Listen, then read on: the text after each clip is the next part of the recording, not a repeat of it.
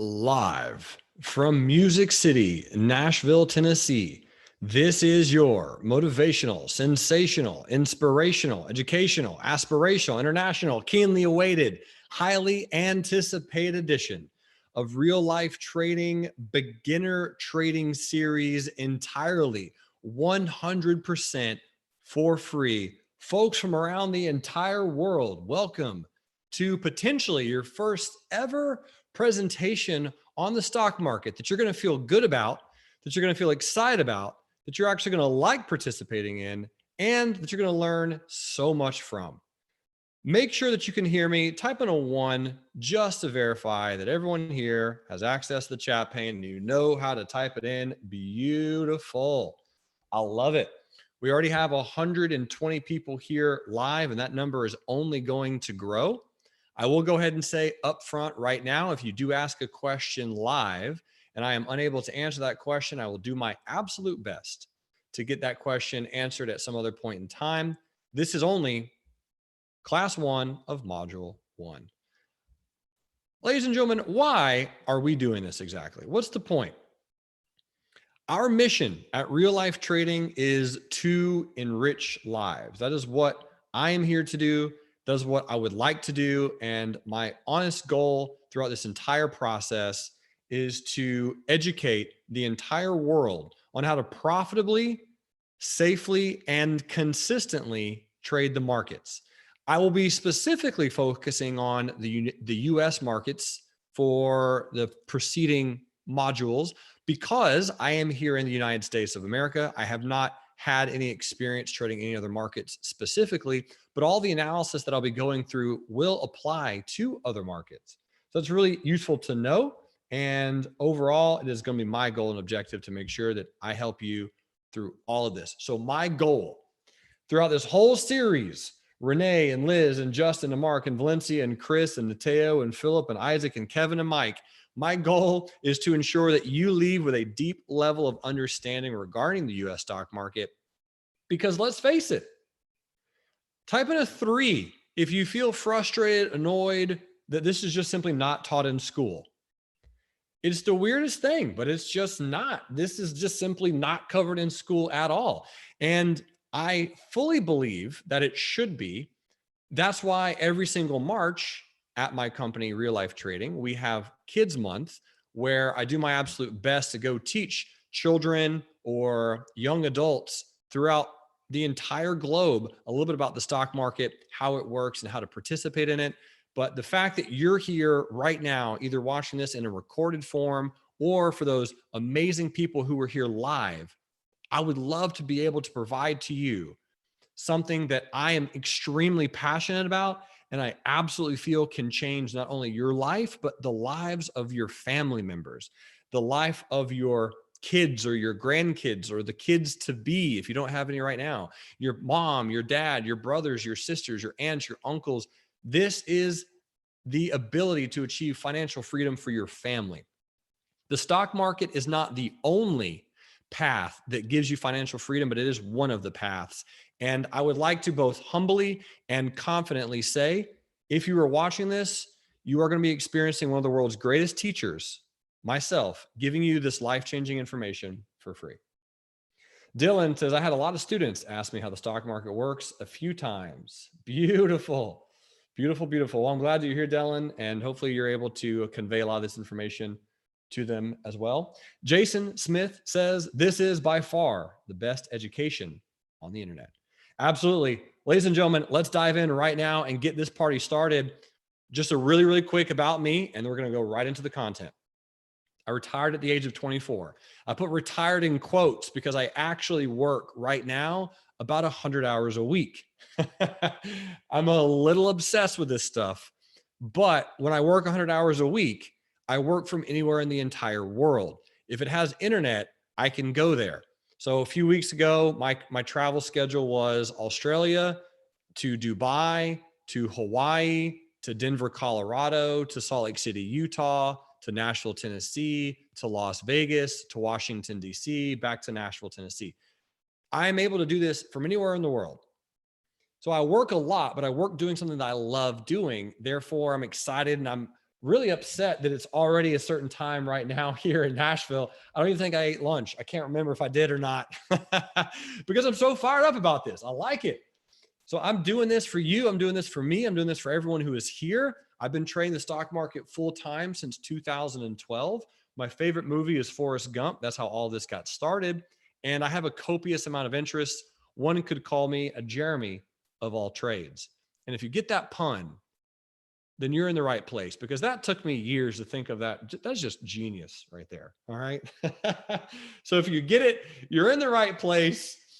Josh says, Forrest Gump is how all of this got started. It is. I've told my story many, many times. I won't belabor the point at this particular program, but if you guys stick around, I'll give all of you a little bit of insight on how all this got started. I want to dive right into this and make some of this happen. So here's what we're going to do. Module 1 is where you are right now. Module 2 is going to start next, and then module 3, then module 4, and then we're going to have a recap, quizzes, some question and answers, all that kind of good stuff. So module 1, that's where we are at this precise moment in time. And here we go. What is a stock? You hear the term stock market. Everyone knows what the term market means, but what is a stock? Some similar terms that you're going to hear from time to time are shares, equity, stock. All these terms are synonymous. If you buy a stock, you're literally actually owning a percentage of the company, right? Generally, my friends, it's a very small percentage, but it is a percentage. The reason that this is an impactful and beneficial thing is the following question. Type in a 1 if you've ever heard the term, if you want to get rich, you have to make money while you sleep. Has anyone ever heard that term before? If you've never heard that term before, it's true. You can only work so much. There are only so many hours in a day. Trust me, I've tried it. At some point, if you are human, you have to sleep. Therefore, the only way to get truly rich, to get really, really wealthy, is to own something that makes you money while you do not have to work. It can be real estate, it can be businesses, it can be companies. But if you buy a stock, that's literally what you're doing, is you are exchanging your hard-earned money to buy a share of ownership of a company. So if you want to own a company like Uber or Apple or Walmart or McDonald's or Coke or Pepsi or Activision or Johnson & Johnson or Procter & Gamble or Netflix or Google or Amazon, you can. You can take advantage of all of the things that they do by simply buying a piece of that company and owning that company over the long term. Therefore, owning pieces of companies will allow you to grow your net worth over time, potentially make money while you sleep, and provide you financial freedom and create generational wealth for your family. When I say generational wealth, I mean money that can't be just easily blown away. You guys have all heard the Chris Rock joke, right? Where Chris Rock says, rich, right? You can get rid of rich over a summer, right? Wealthy, you can't spend it. That's the example of a stock gives you the opportunity for each and every single one of us to benefit by actually owning these companies. Now, earlier I mentioned the word publicly traded. So what does that mean? In essence, you have public and private companies. If a company is public, what they are doing is they are saying, I want to raise capital. I want to raise money. So something to keep in mind, if you want to raise money, if you want to raise capital as a company, you can go out and offer shares of your company. So if you offer shares of your company, what that allows you to do is to raise money by people buying your shares, in essence, giving the company more money. So that's what a public company does, is they offer other people from around the world to buy their stock. Therefore, the more people that buy a stock price, the more money that company receives. Is that true or is that false? I'll say it again. The more people that buy a particular company, the more money that company has to then go do things. And it's true.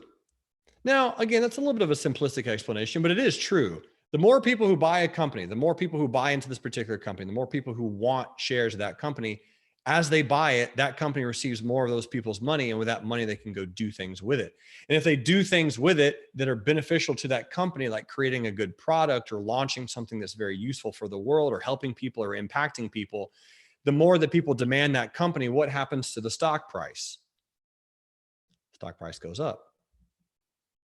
And the more people that buy it, and the more people that demand it, and the more that they make, and the more money that is created by selling the shares, and the better products they make more money, and they make more money, and they make more money. And it's just this really, really cool machine that slowly starts churning over time. So to be public means you have to disclose all of your financial information. And it's our opportunity. This is our chance to own a piece of their pie, essentially making money while you sleep. That's what publicly traded means. There are two of my favorite companies in the world are actually private. Those two companies are Publix and Chick-fil-A. Type in a 7 if you know what those companies are. Type in a 4 if you've never heard of those companies in your entire life. So there's gonna be some people who've never heard of Publix or Chick-fil-A, but if you haven't, it's okay. But if you have, I've told many people this joke that if Chick-fil-A was publicly traded, there'd be no reason for me to do anything in my job because I would just tell everyone to buy all their money worth of Chick-fil-A. Take every dollar you have and buy that delicious golden brown nuggets of goodness, right? There's no reason for the stock market if Chick-fil-A is publicly traded. It's obviously a joke. But that's our piece. That's our opportunity. So you all have heard of companies like Apple, Visa, and we're going to talk about these companies in the next few modules and classes. But that is what it means to be publicly traded. All right. Next slide. What is a dividend? Whew, we're just getting right into this. Now, a dividend is something that actually you'd be surprised how many people don't know this piece of information. And it's absolutely okay for you not to know. So don't worry about it. Don't stress about it. You're going to learn right now. The first thing you have to understand is not all companies pay dividends. Not all companies. The older, super profitable companies, the huge companies, generally pay dividend. Not all of them, though. So a dividend is specifically money that is shared revenue. So think about that from a realistic expectation. If you're a company, how much revenue do you have to make that you have so much you have to share it with people? The answer is a lot, right? Oodles of revenue. You have to have so much money. You have to go, wow, I have so much money. What should we do? I don't know. Let's give it to people. Why would a company give money to people? That doesn't make any sense. Why would they do that?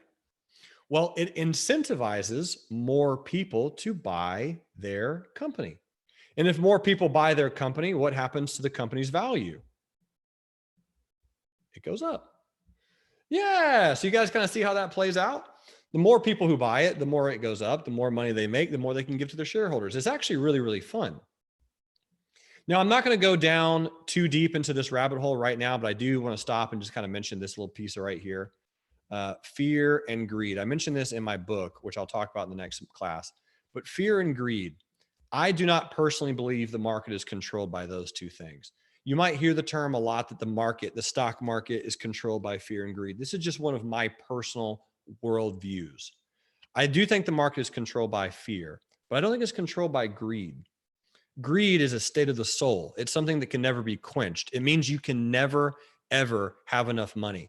If you receive $100,000 from the stock market in the next year, you're probably going to do something nice for your friends, for your family, maybe your community, maybe your church, maybe some other religious organization, maybe some other donation. Type in a 3 if you're feeling me so far. If you're making a lot of money, you're probably going to do good things with it for people. Therefore, you can't be greedy. That's literally the antithesis of greed. If you help anyone with your money, you are not greedy. I think the market is controlled by fear and financial optimism, or financial zealousness, whatever you want to call it. Financial zeal. I don't think it's fear and greed. Now, are there people who trade the stock market that are greedy? Well, yeah. I mean, there's people who install your carpets in your house who are greedy. I mean, there are people that are greedy. I just don't think the entire market is controlled by people who are greedy. I do think there's a lot of people that are fearful because they don't know how it works. But that's why you're here. You're here because you want to learn how all of this stuff works. You want to learn it in a demystified way, and this is your opportunity. So that was my little rampage. I promised everyone that I'm going to hold my rampages to a minimum in this particular class because I have a lot. So a dividend is a way that you get paid money by owning a piece of a company that generates a lot of revenue. Now, how much money? Check this out. Generally, dividends are about 2 to 4% a year. Now, I know that sounds kind of small, but think about it this way. What if you have $1 million in a dividend paying stock that pays you 4% a year? So you have $1 million on something that pays you 4% a year. How much money is that? So you have $1 million in an account in a stock that pays you a 4% dividend. That's a $40,000 paycheck that you get at the end of every single year for doing nothing. That makes sense, right? I mean, again, it's not life-changing money, but you don't have to do anything for that money. It just comes into your account. It's just there. Now that percentage can fluctuate, right? It can go up, it can go down. But as the stock goes up in value, not only will your money go up in value, but imagine if you have $1 million worth of a stock and the stock increases 50%, you still get paid 4% on your investment. So let's say a stock doubles. Let's say you put $1 million into a company and over 3-4 years, it doubles to $2 million. Do you still get paid 4% on your $2 million investment? Yes or no? And the answer is yes, you do. And now that's $80,000 for doing absolutely jack squat. Now, do you have to pay taxes on dividends? Yes, you have to pay taxes on anything that you make money on. All right. So make a lot of money. That's kind of the objective. That's the goal. Make tons. Now, a lot of you might think, well, Jeremy, I don't have $1 million, so this is irrelevant. I know. Some of you who are here do have $1 million, though. I want you all to know that. If you're listening on the other side of the computer, I want you to know that behind your computer, there are people who are in this webinar right now, both the presenter, the panelists, the attendees, and some people in the audience who have millions of dollars in the stock market. So if you have a smaller amount, that's okay. But someone once told me that in order to start, you have to start, right? Warren Buffett receives $1 million a week in Coke dividends. How crazy is that? How insane. Warren Buffett has 400 million shares of Coke. And you might go, well, Newsom, that's really easy. He's old. No, I know a lot of old people who don't have 400 million shares worth of Coke. It takes time, it takes progression, it takes knowledge, but it can happen. All right, that's what a dividend is. There are a lot of companies that pay dividends. So let's do a really quick true or false. Does Netflix pay a dividend? At this precise moment in time, we are in 2020. So does Netflix pay a dividend? Yes or no? True or false? The answer is no, they do not, AKA false. All right, let's do one more for giggles. Does Apple pay a dividend? Yes or no? True or false? And the answer is yes, they do. Now, if you're wondering how I know this stuff, you can Google it.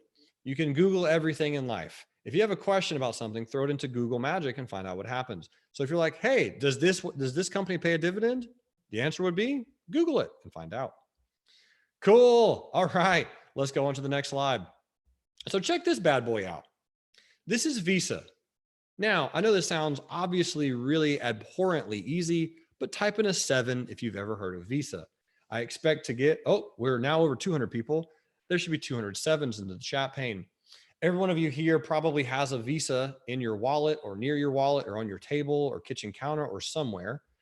Therefore, you all know what Visa does. Now, over the last 11 years, Visa has increased 1,100%, approximately. Okay, 1,123% to be exact. All right, ladies and gentlemen, does Visa pay a dividend? Yes or no? Now, if you have no idea, just type in a 2. If you're like, I have no clue. That's why I'm here, Jeremy. Okay, if you have no idea, the answer is yes, they do. right? Visa does pay a dividend. They've been around for a very long time. They make gobs and gobs and gobs of money. So they pay their shareholders for owning them. So they do indeed pay a dividend. But what's better than that is, imagine if you had invested $2,000 into Visa 11 years ago. If you invested $2,000 into Visa 11 years ago, you'd have $22,000. That's the math behind that gain. And you'd be now receiving dividends on your $22,000 of investment. How cool is that? So you start with 2, now it's 22,000. And that was over 11 years and some change. Some of you might say, well, Newsom, 11 years is a very, very, very long time. And I would 100% agree with you. 11 years is a long time, but it's also a long time if you're broke. You ever heard that expression? Probably not, because I just made it up. 11 years is a long time if you're broke. It's not that long if you're really, really wealthy.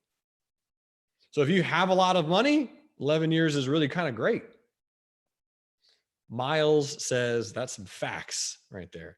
Yeah. So again, it has to start at some point, my friends. If you want to start making money, you're like, oh, I don't have any money to make. So when I make money, then I'll put it into the market. That is incorrect. That doesn't really work. You have to start doing it now. Oh, Jeremy, but I live paycheck to paycheck. I know. That's why you don't have any money. Start putting it in now. If you live paycheck to paycheck now, it's not going to get better. So you might as well just live off of less and start investing, because what's going to happen as you start investing and you start learning this, ladies and gentlemen, what happens is your mind starts to alter, because when you sleep, you start thinking about different things. Instead of thinking what's going to come on TV tomorrow, you're going to think about, I wonder what Visa is going to do. And as you start thinking about different things while you sleep, you start asking different questions. Who can tell me what happens when you ask different questions in life? Because this is the way it works. This is the way money starts building.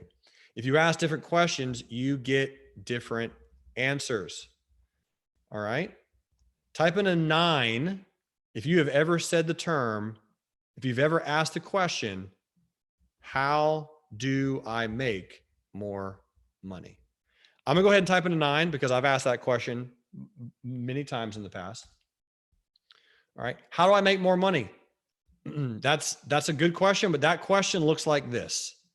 That's what this question looks like. A flat, linear line. How do I make more money? Here's $1. You're welcome. You have more money. Or how do I make more money? Work more. There you go. There's the answer to that question. Work harder. All right. So what about this? What about the question, how do I become more valuable? Type in a 4 if you have never asked that question before. It's an entirely different question. And you know what that looks like on a scale? It looks like this green arrow right here on your chart. How do you become more valuable is an exponentially growing question. Because again, as you put money towards things, you start thinking different thoughts. You start asking different questions, and you will get different answers. You will start educating yourself. You will start growing. And that is, in essence, how all of this starts transpiring. But yes, 11 years is a long time. 10 years is less time than 11, if we're talking about factually, just straight up numbers. Every one of you here has heard of McDonald's. Does McDonald's pay a dividend? Yes or no? Yep, McDonald's pays a dividend. They're a huge company. You all know how McDonald's makes money. So if you had invested $2,000 into McDonald's, you'd have a 200% return on McDonald's over the last 10 years. What about this company? Now you start talking about something that's life-changing. This is life-changing money a little bit quicker. Shopify. Now, some of you might have never heard of Shopify before, and it's okay if you haven't, but it is a publicly traded company. It's a very large company. I knew all about Shopify back in 2016 when they came out. When I say I knew all about them, I knew how they made money. I knew what they were. I knew what their product was. How did I know? Can anyone answer me? How did I know back in 2016 what Shopify was? I Googled it. That's what I did. I Googled it. And then I asked people who are smarter and richer than I am. What do you all think? Are there people who are smarter and richer than I am? The answer is most absolutely yes. I am low on that totem pole, okay, of rich and smart. Now, when it comes to ravishingly good looks and incredible hair, I'm a little bit higher on the totem pole. but when you're talking about people, that's what I did is I first Googled it, and then I started asking people, what is Shopify? And I started getting different questions. I started getting different answers. I started learning a little bit. And Shopify, ladies and gentlemen, this is a pretty recent screenshot, by the way, has increased 700% in value in 3 years, in 3 months. That's not that bad. Now, Shopify does not pay a dividend because it's brand new. It's only been around on the market for about 5 years. So again, you could say to yourself, well, Jeremy, what's the next big company? What's the next big stock that's going to grow 700%? I can give you tons that are going to grow over time, tons. But you still have to know the research. You still have to know how to get in. You still have to know where to get in. You have to know all that information up front. Therefore, that's why you're here. That can be some life-changing money. 700% in 3 years. I mean, a $2,000 investment would have been 14 grand. $14,000 investment would look really, really pretty. $140,000 investment would look amazing. You're almost a millionaire, right? I have a gentleman says, on average, how long should a company be in the market to pay dividends? Generally 20 years. It depends on some of the growth prospects. It depends on a few other things, but on average, yeah, about 20 years before they start paying dividends. Yeah, good question. All right, so let's go next. So if you had invested all three into just randomly McDonald's, Shopify, and Visa, right? You took $2,000 times 3, which is $6,000, and invested that money evenly. To $2,000 into Visa, so this is your original investment, $2,000 into Shopify, and $2,000 into McDonald's. You're sitting on 4 plus 14 plus 22. Who wants to knock out that math for me really quick? I have the answer already queued up, but if anybody's really good with math, feel free to crush it. $40,000. That is correct. Who here doesn't have $40,000 that they wish they did have? The answer should be everybody, right? All of us. I'd like an extra $40,000 at any point in time ever. So just investing in Visa and McDonald's alone, those are two companies that everyone knows all about. Everyone knows Visa and everyone knows McDonald's. And you can have one a little bit more aggressive trade, one a little bit more aggressive investment. That's normally what I do is I like to have some really stable companies and then some that are a little bit more tough, a little bit more fast, a little bit more fierce. Now we're going to dive into investing versus trading. Let's chat, my friends, because there is a difference. This is one thing that I really wanted to hammer home in this program is I want to let you know that there is a massive difference between investing and trading. A little bit about what I've been talking about so far is kind of the investing principle. Diving into investing. Generally, this is more of the Warren Buffett style of making your money work. Every one of you has heard of Warren Buffett, and every one of you knows what investing is. Now, most of you might not do it. Some of you might not know how to do it. We're going to talk about that later. But investing in general is a smart thing to do. You should always invest your money. Putting your money into a savings account is not investing. Simple as that. If you have a savings account with money in it, I mean, that's great. That's phenomenal. You're already doing better than like 30% of the world, but you're not investing. You're saving. There is a difference between saving and investing. Investing is generally viewed as a 5-year time frame. Type in a 2 if 5 years is a long time for you. Let me type in 2. All right, 5 years is a long time. But again, it's not as long if you're rich.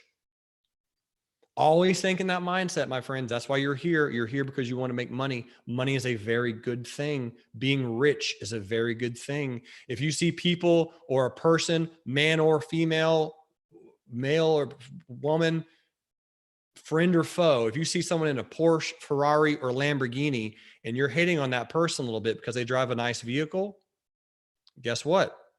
You need to reanalyze your thought process as it relates to people who have money. Because instead of saying, oh man, what did that person do to get that money? Who do they screw over? Who do they sell their product to? You need to be thinking, oh man, that's so incredible. I'm very happy for them that they got the vehicle that makes them feel better. I wonder how I can do that. Or it could be a house. It doesn't have to be a car. It could be a house, or it could be a donation to, again, your charity, the charity of your work, your dream cause, whatever philanthropic thing excites you to the max. But investing needs to happen regardless of how much money you have or how long you think it takes. It's going to take time in order to do anything. That is a Jeremy Newsom quote. So investing essentially, in full essence, buying shares of a company and having those shares grow over the long term. That's it. Rich says I need to copyright that phrase. Oh man.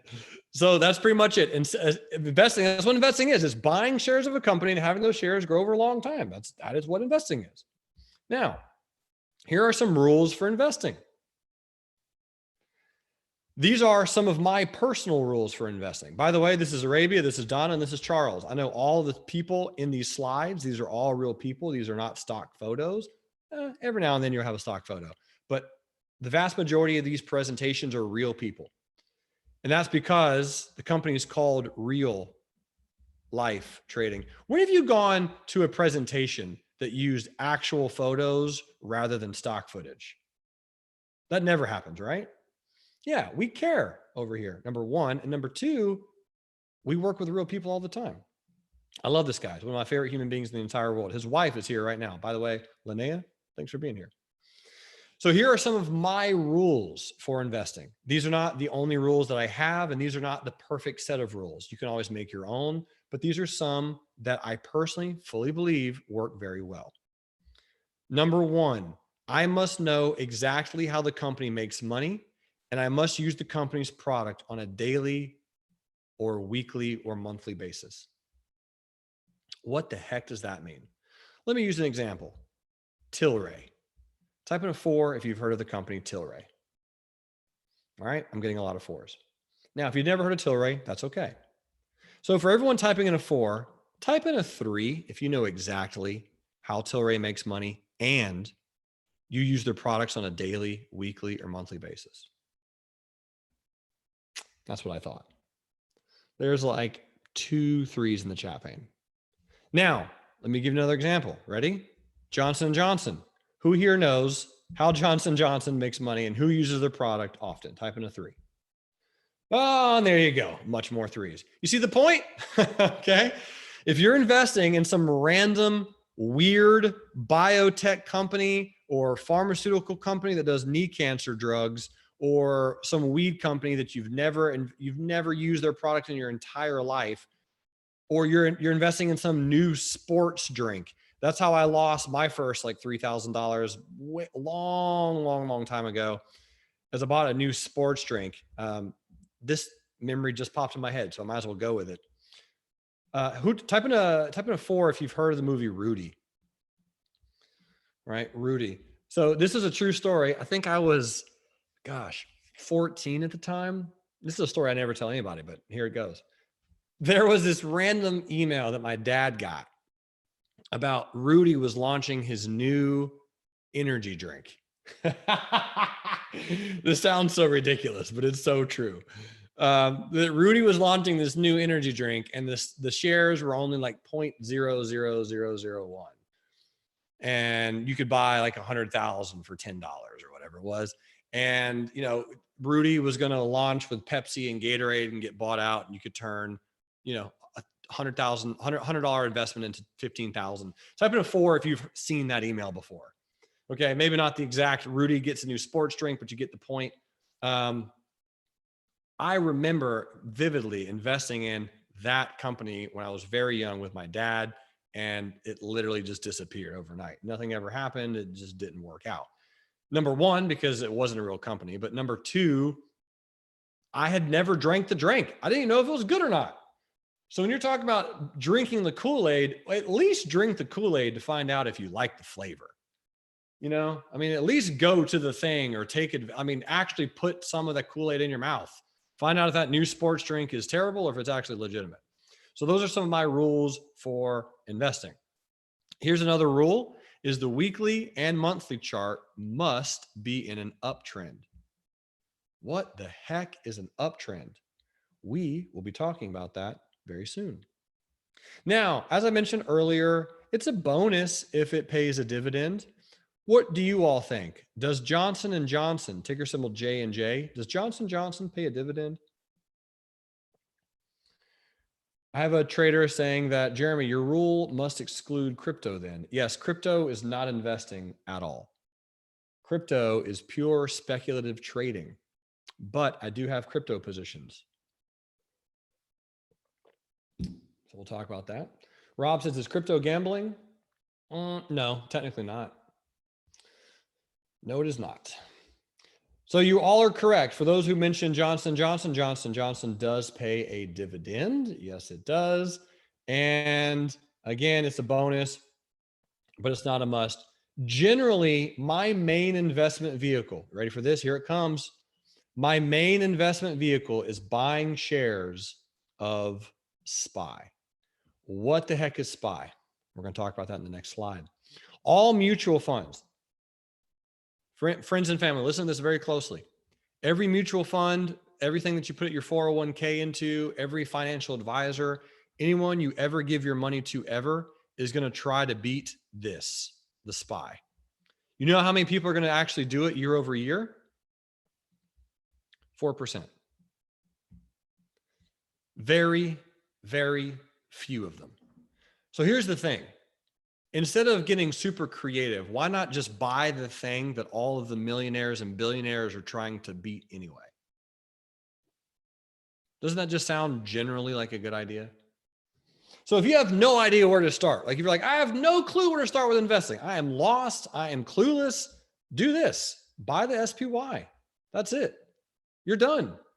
What the heck is the SPY? Oh, good thing I have a video. By the way, shout outs to Anthony Jones. Thanks for being here, Anthony. I appreciate it. His wife, Felicia, is right here as well. This is my boy, Anthony. Love this dude so much. Incredible guy. Love some Anthony. So the aim of the S&P 500 exchange is the SPY. The S&P 500 stands for the Standard & Poor's 500. It is the biggest 500 companies, more or less, in the United States of America, blended together and kind of averaged out. All right, that's realistically what it is. So when you're trading the SPY, you're investing in an average of the 500 biggest companies in the United States of America. So ladies and gentlemen, what do you think? Is Apple on the SPY? Yes or no? Yes, it is. What about Visa? Is Visa on the SPY? Yes or no? Yes, it is. What about American Express? Is American Express on the SPY? Yes, it is. What about AMD? Is AMD on the SPY? Yes, it is. All right. What about Facebook? Is Facebook on the SPY? Yes, it is. What about JP Morgan? Is JP Morgan on the SPY? Yes. You get the point. Right? It's the 500 biggest companies in the United States, arguably. And here's the cool part is it fluctuates. Let's say one of these companies goes to absolute dog poop. So Facebook, apparently 1 billion people in the world just decide to stop using Facebook altogether. And Facebook goes to zero. All right, which will not happen for a very long time, but let's just say it occurs. What would happen? Well, it would be kicked off of the SPY and a new company would be added, like Shopify or Square or something else. Travelers Insurance or whatever. It would just be replaced by something else. So that means that you don't have to do any of the guesswork. It's already done for you. And the SPY net asset value between inception, which was 1993, and February 29, 2020, was 9.3% annually. Cabria says, but investing in SPY is investing in the good and the bad. Correct. You're investing in 500 of the company world of the US largest companies. So you're going to have some bad companies that aren't doing amazing. You're going to have some good companies that are doing okay. But if you just generally are showing up to this class because you're just trying to figure out what the heck investing is, this is what you can do. You can just buy the SPY and you're going to beat 99.3% of whatever the heck it is that you're doing.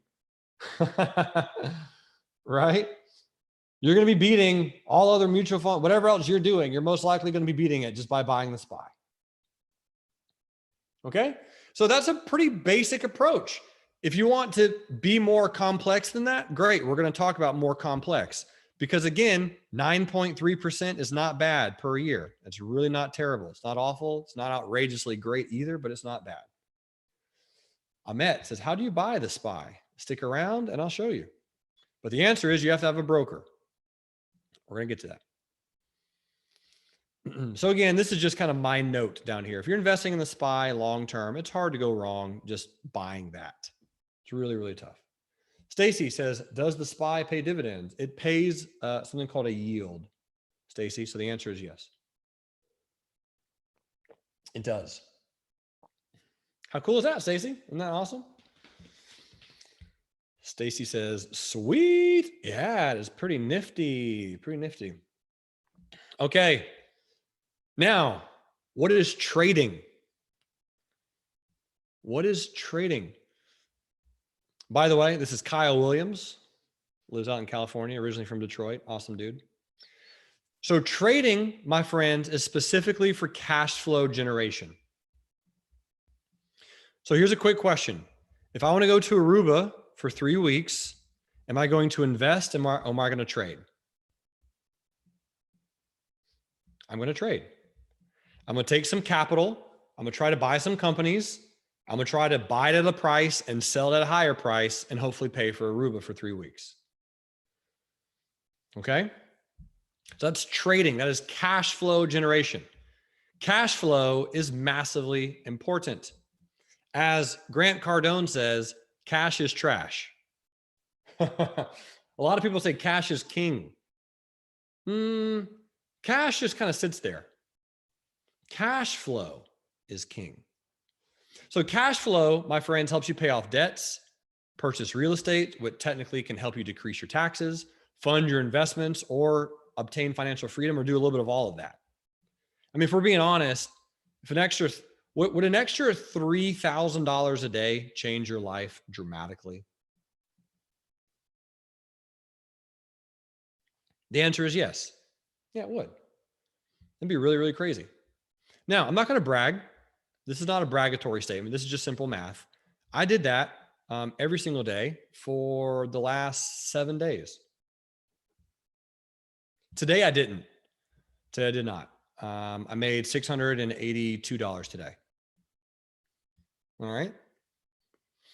Now, just simply cool, just a statement, right? You can think that's a lot. You can think that's a little. It's up to you. But trading gives you the ability to do that. Okay. It doesn't matter. It doesn't mean that you're going to do that, but there is the opportunity to achieve that. It is actually possible. Okay. It is obtainable. It can be done. And last week I was in Las Vegas doing it. And again, the week before that, I was in Salt Lake City. And the week before that, I was somewhere else. It can be done from anywhere in the world. If you have a good internet, it can be accomplished. So trading, ladies and gentlemen, is generally a very short time frame. It can be minutes, it can be days, it can be weeks, it can be months, but oftentimes it's less than a year. Trading generally falls under short-term capital gains here in the US. If you get in and get out within 1 year, you pay short-term capital gains, which oftentimes is just taxed at your normal taxable income rate. Now, trading is this is an example of trading. If you buy something for 7 and sell it for 26, 5 months later, is that trading? Yes or no? Yeah, that's trading. If you buy something for 49 and sell it for 150 9 months later, is that trading? And the answer is yes. Again, that is trading. But what if you do this? What if today you buy something for $100 and you sell it for $101 on the same day? Is that trading? In 1 day, buy for 100 and sell for 101. The answer is yes. How much did you make? You made $1 for however many shares you bought. That's just the simple math. That's what's really, really cool about trading. Trading, ladies and gentlemen, is 100% math-based. And I'm here to tell you right now, you do not have to be good at math to trade. I am okay at math. I'm fairly average at it. I can do, algebra. I can't do the quadratic formula. I can do multiplication and decimals. It's realistically pretty easy. It's not that bad. So I'll give you an example. This is always the case. For every share you buy, you receive $1. For every $1, it goes up.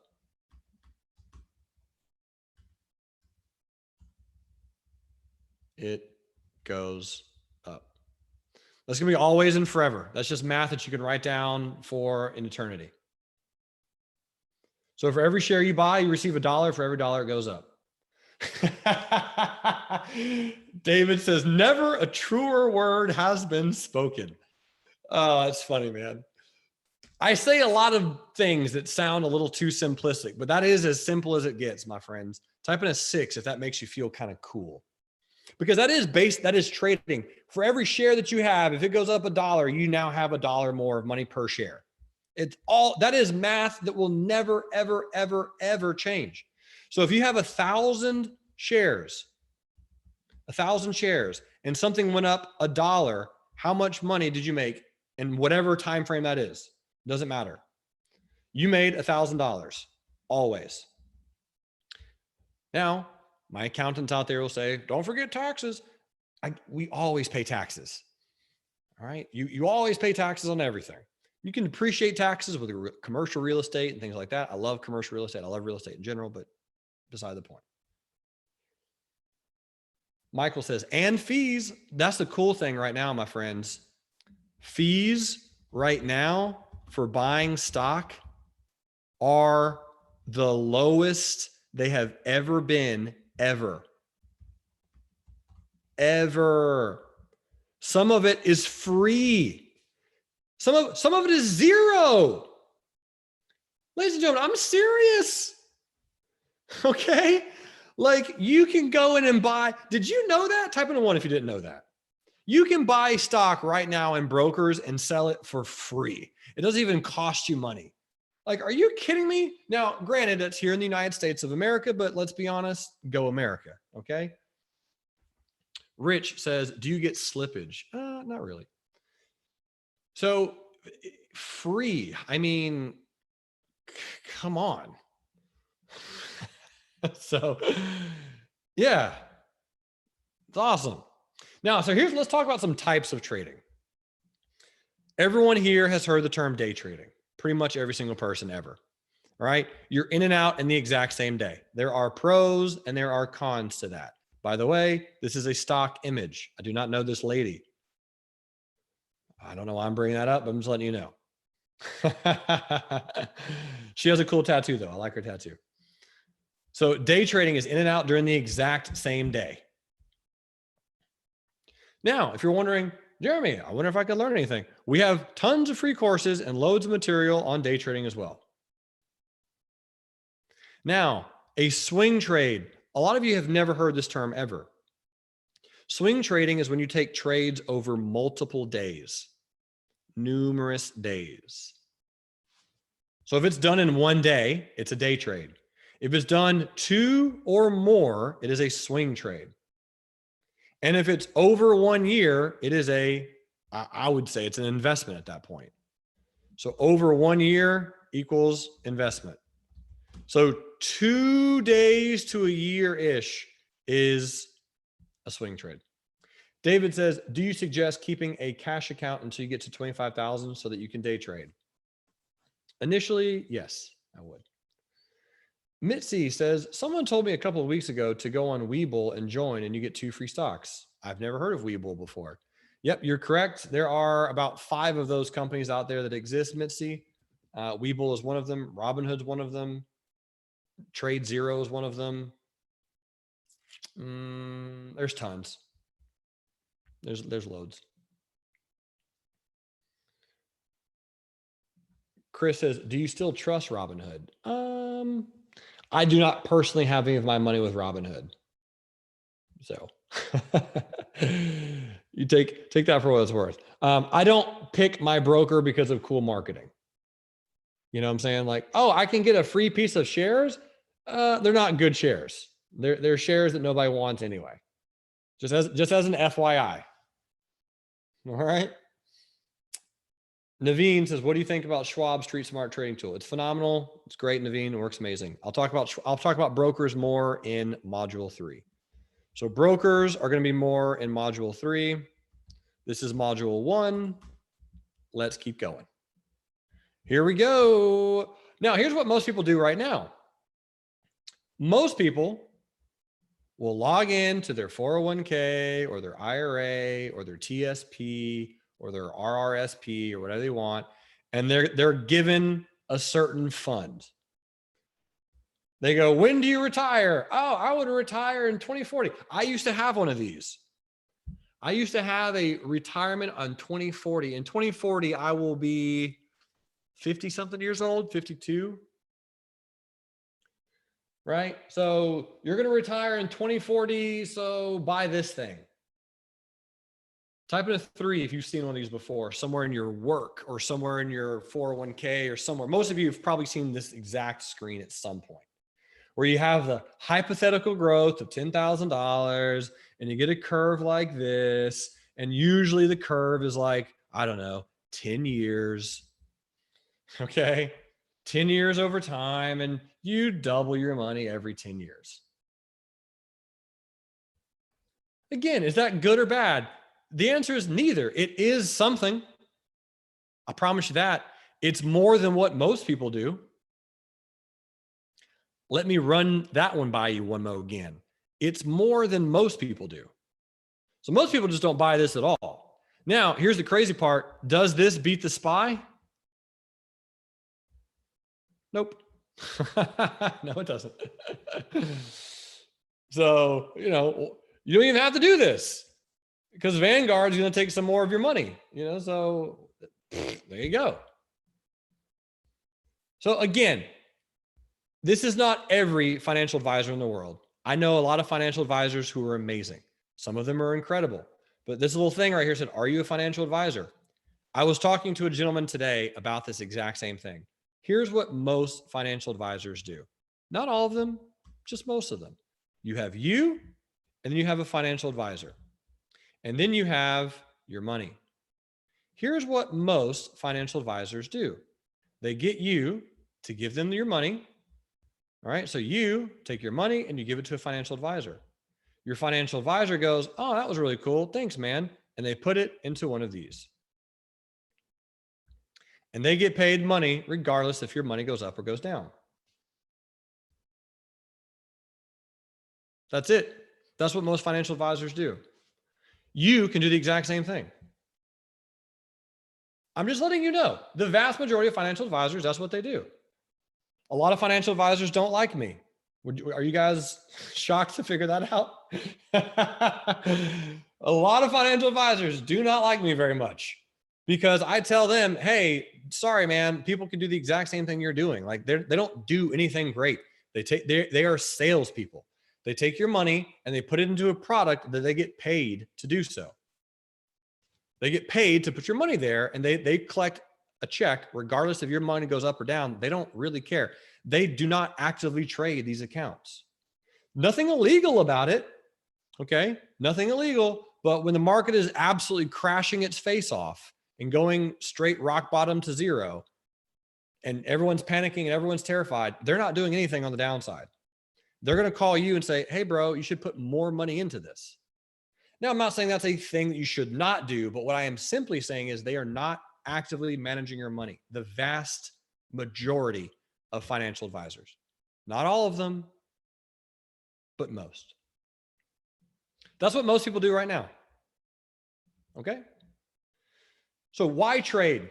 Let me tell you a story really fast. This is Zach. I can recognize that beautiful head from anywhere.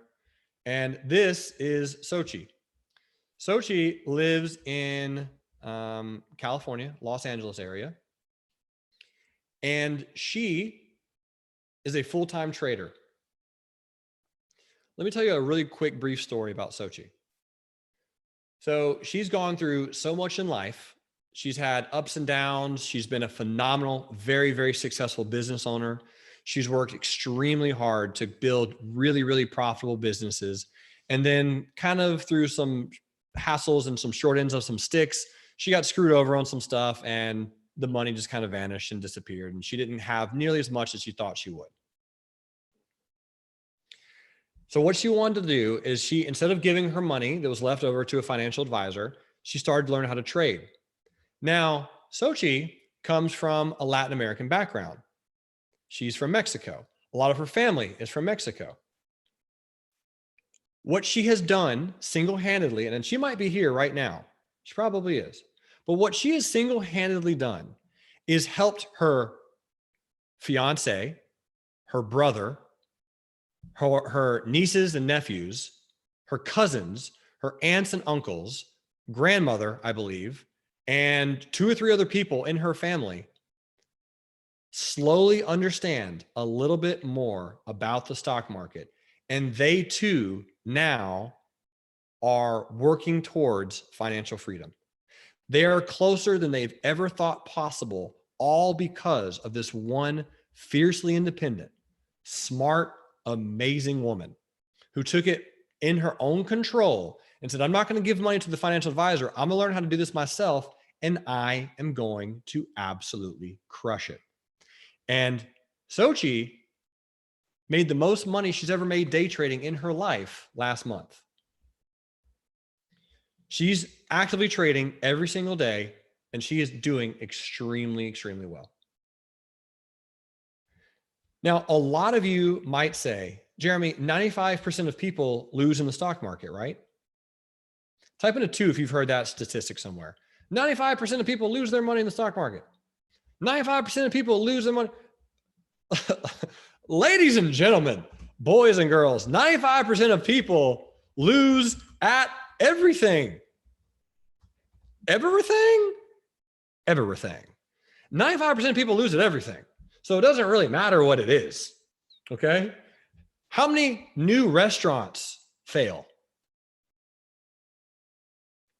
Like 99.9% or something. It's high. How many new businesses fail? A lot. How many kids? In fact, let me ask you this question. How many people who are here right now wanted to be a professional athlete when they were younger to only find out they kind of suck and they're not good enough at it? All right. I'm gonna type in me, for example. I had like a very brief glimpse that I could be a college football player. I never even thought that I'd make it into the NFL, but I had a brief moment where I was like, maybe I could play college football. And then I got tackled really hard by a guy named Brandon. And I said, you know what? I'm not going to play football pretty much ever.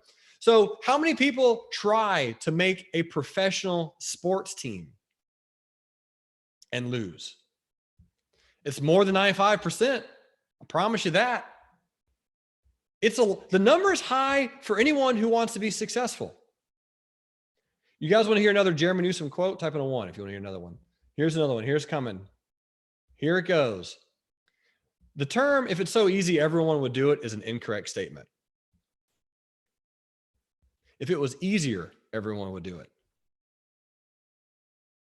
It is really easy. Not doing it is easier. That's the thing. That's my quote. That's it. It is very easy to do this. It's just easier not to. So the question is, do you want an easy life or do you want a harder life? The harder life will most likely become a little bit more successful because it is very easy to do the right things. At some point, it will become hard and you have to push through some hurdles and some challenges and some boundaries, but it is very easy. But if it was easier, everyone would do it. So that's why you should trade. You should trade because it gives you the opportunity, the possibility. It at least at one point in time will give you a glimpse of what true, pure financial freedom looks like. That is your worst case scenario, is it gives you the opportunity to look financial freedom in the eyes and go, you know what? Maybe. Because very few of you here are going to be professional athletes. Some of you might be, but again, I'm not. Very few of you here are going to obtain financial freedom through working. Let me run that one by you again one more time in case you didn't hear that. Very few of you. Now, I'm not saying no one, but mathematically, 0.1% of you, 0.01% of you here will make financial freedom through working. I hope that sounded a little scary. Some of you might, but 0.01% of you will make financial freedom through working. And I hope that is a little terrifying because it should be. And here's the thing, folks, I make a very, very good hourly rate working for companies. All right. Believe it or not, I actually get companies pay me to go to them and consult with them and help them come up with ideas because I'm an idea guy. I'm really good at coming up with really great ideas. I get paid a very handsomely rate, but I still lose money if I don't trade. It's wild to me. Like working, it takes time. You know, like I gotta fly, I gotta take a plane and then I gotta fly there and I got to wait, and then I have to fly back and then I have to stay in a hotel and I have to Uber from place to place. Like that takes time, man. Like for me to get paid to go to a business and consult with them on the premises, I mean, could take 3 or 4 days. You know what I'm saying? I mean, 3 or 4 days. Today I woke up without an alarm and then traded and made hundreds of dollars from doing nothing. I was sitting on a couch, you know, like that's bananas to me. Like I didn't have to go anywhere. So it's just my life is easier. Again, not bragging, just simply letting you know the real actual truth of this. It's possible. That's why I want you to trade. That's why it's obtainable. It'll give you the glimpse of what financial freedom looks like. Even if you don't fully obtain it, you can get closer than you are now. And it'll help enlighten you and answer and ask and bring up questions that you've never had before. And it will help you become a better person. Because in order to become fully financially free, you will have to become a better person. Let that sink in for a moment. My boy CB is in the building. What's going on, CB? How you doing, man? Lucian says, why were you not on your treadmill? Man, it's a very long story, but let me just wrap it up very quick. My power went out last night randomly, and I didn't get it turned on until later today. So I was broadcasting from a friend's house, and it's a very nice view right now. I'm on top of a hill here in Belmead, Tennessee, in a very wealthy neighborhood, just looking at gorgeous trees, and you know, it's a great view, man. So anyway, that's the answer to your question, Lucian. My power was out, and I didn't take the time to fix it or appropriately get everything straightened out in the right amount of time. So there you go. All right, cool. That's what we got. Now, my friends, what we're going to do is we're going to talk a little bit about this, how to determine when it's a good time to enter a trade. I get this question a lot. Or enter an investment. How do you know? Time is money after all. So how do you know when it's a good time to do anything? Doesn't matter if it's an investment, doesn't matter if it's a trade, doesn't matter if it's a day trade. How do you know? Well, here's the thing. You're going to have to use some type of charting software. We're going to talk more about these in the very near future, I promise. But what you're going to have to do, my friends, is you have to, ready for this, visually determine what a company is doing, and it will allow you to make decisions. Here's an example. All right, here's an example, David. Have you ever bought a car without ever looking at it? Or have you ever bought a house without looking at it? I'm not talking about sight unseen. I'm talking about literally never even looking at a picture. Okay. Has anyone here ever bought anything without looking at it first? I'm not talking about online, not holding it in your hand. I'm saying physically with your eyeballs looking at something. It's not often. It's rare for me. If I'm going to buy some chocolate or a pizza, or it sounds like I'm a giant fatty. If I'm buying something, I probably know what it looks like. So that's what we're going to have to do, is you're going to have to learn how to use charting softwares. We're going to talk about that in the next few modules. Okay. So these are the 3 that I use, Mr. David. If you want to write these websites down, they're not better or worse. They're just a little different. So for example, this is like a BMW. Maybe some of you guys like BMWs. Maybe you don't. Maybe you want a Benz. This is more like a Benz. Okay. They're both very nice softwares. They both work extremely, extremely well. They're both very nice. I'm not saying that one's better than the other. Maybe you like BMWs, maybe you like Mercedes-Benzes. This is more like a Lexus. Okay. They're all higher end, nice programs. They're not expensive at all. All right. They are and can be used for free. So you can use TrendSpider, has tons and tons of free applications. TradingView you can use for free, Wealth Charts for free. I'm not saying that they're as expensive as a BMW, Mercedes, or Lexus. I'm simply saying that that's kind of like a comparison. Okay. Maybe you're a Honda person versus Toyota. I have no idea at all the difference between a Honda or a Toyota. No clue. Couldn't figure it out. I really have no idea. They're the exact same car to me.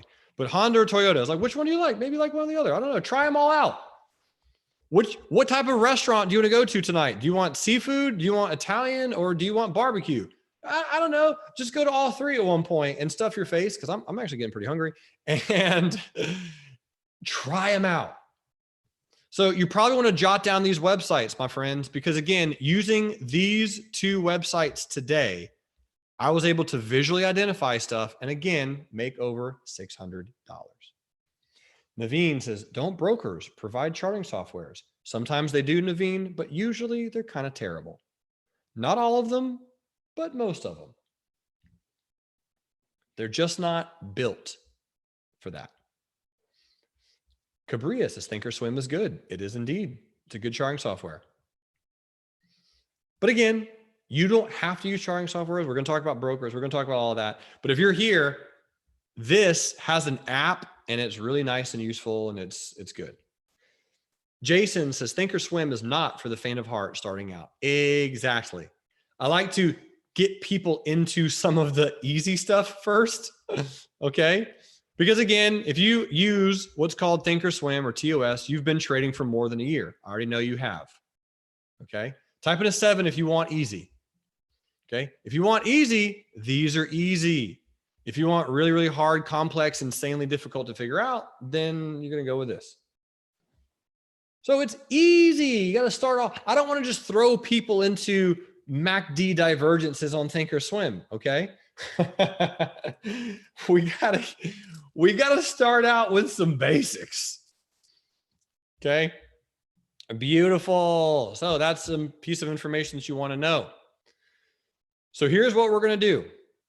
Let's go browse some real life examples. I have a trader says, what are your thoughts on eSignal? It's fine, but again, it's quite expensive, premiumly priced. It works as good as all the other charting softwares that I mentioned, and it's fine. All right, rock on. So let's go again. As I mentioned, pull up one of those charting softwares and just look at some really, really basic stuff. Really basic. So I'm going to pull up TrendSpider because TrendSpider has a really incredible, ordinary, nice, easy to use free trial. I'm going to go ahead and log in. And we're just going to pull up some really quick basic examples of some companies on a charting software. Okay. So let me take off some lines just to not scare you too much for right now. All right. I'm going to collapse this guy and I'm going to come over here. We're just going to do some really basic things for just a few moments. This is a company called Walt Disney. Type in a 1 if you've heard of Walt Disney. All right. So we've heard of Walt Disney. Okay. That's the chart of Walt Disney. Here's Google. So if I'm zooming out on Google, this is a chart of Google. Everyone here has heard of Google. So what you're doing is when you're looking at this, you're visually identifying and you have the capability of identifying when a good time to buy a particular product might be. You can generally and visually start creating some ideas and some price points of where you think could be a really good spot to potentially buy a particular stock. Again, rather than just going in blindly buying it like a car without ever looking at it, you can create some perspectives, create some ideas, create some locations and go, yeah, that looks like a really good place to buy this particular company. And at least it gives you a plan of attack. How many people will get into a stock without a plan of attack? The answer is about 95%. Where did that number come from? Weird. Man, why do 95% of people get into a trade without having a plan of any kind? It's because they don't know what they're doing. Can't we please teach people what to know that they're doing? A lot of people just have no idea. So you got to have a little bit of a plan. You got to have a little bit of a start. That's okay. It's going to take time. Even taking time takes time. That's another Jeremy Newsom quote. So in this particular stock, Google, I can look at the chart and really come up with a pretty good idea of when I could buy one or two. Or however many I want to buy, however many shares. I have a general plan of where I want to do. And that is what separates a professional from an amateur.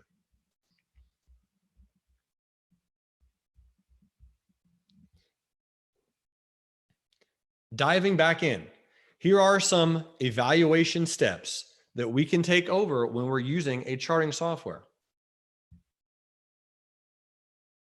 Number one, our goal when reviewing the company is to look at its chart. That should be step number one. Number two, we want to identify its general trend by putting it on a monthly chart. What we were just looking at on Google a few moments ago was a weekly chart. So you can use a weekly or monthly chart just to get a general, giant, broader perspective of what a company is doing. What was the trend on Google? I know we're not looking at it now, but who can tell me? Was it up or down? What was the general trend? Was it up or was it down? The answer is up. Yeah, the general trend was up. So that gives you automatically a stepping stone into the right direction. So then here's what you're going to want to do. It's going to take a little bit of practice. We're going to do this more tomorrow or in the next module in the class if you're watching this recorded. But what you want to do is you want to start off by looking at the all-time high, the all-time low, and then you're going to create 4 other really strong prices where the stock price stopped moving. That's what you're going to do is you're going to start practicing drawing lines. So let's back out and let's just go draw some lines on Google really quick. So the very first thing you do is you start off with an all-time high. So again, this is trendspider.com. I do have an affiliate code for TrendSpider. If you join TrendSpider, I will make a little bit of money off of that, but that's okay. It's very little. Not that that would deter you guys in general anyway, but full disclosure, I like TrendSpider. They're a very good company. They do pay me to promote them, but I like it. So here's Google. What we're going to want to do is we're going to draw some lines on Google. We're going to draw a horizontal line at the all-time high. Ladies and gentlemen, would you agree that this is the all-time high on Google? Looking at this chart, does it appear that it's the all-time high? Yep, it's the all-time high. So you're going to draw a line there. Why the all-time high, Jeremy? Because it's going to give you a really easy place to start. Next, you're going to draw the all-time low. Why am I drawing the all-time high and the all-time low? Because it gives you practice of drawing lines. It gives you practice. Okay, it gives you practice. You got to start practicing before you can start implementing. Now, the other slide says draw 4 really strong prices where the stock stopped moving. We have 4 other lines. So what does it mean by the stock stopped moving? So if you're looking at a line chart, would you agree, my friends, that the stock stopped moving right there? Lily says, how do you decide on what time frames for drawing your lines? Lily, that's a great question. I'm telling you the answer right now. Draw them on a weekly chart. So that's it. That's the answer to your question. Start with a weekly chart, which is right up here. Start with a line chart, which is right up there, and start drawing your lines. So we have 4 lines that we can draw. So on Google, the stock definitely stopped moving right here. Bloop. So we can see for sure that the stock stopped moving. Lily says, how long back in time do you go? As far as you can. That's the answer to your question, Lily.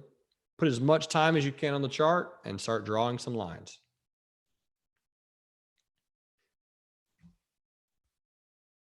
Good question. So next, is there any other price where the stock stopped moving? We have 3 other lines that we can draw. What do you all think about this price right here? Does it look like that Google stopped moving at this particular price at some point in the past? Yes or no? Okay, the answer is yes. I would agree. Now, we've drawn the all-time high, the all-time low, and 2 other lines. How many lines do we have left? This is kindergarten math. We have 2 lines left, exactly. Now, at this point, you kind of get to decide where you draw those lines. It's up to you. For me, I think right here is a really good spot to draw a line. So I'm going to draw a line right here. Why would I draw a line right there? Because the stock stopped moving right here, and right here, and right here. Now, what do these lines mean? We're going to talk about that a little bit more in the next class. Now, at this point, we have one more line that we can draw.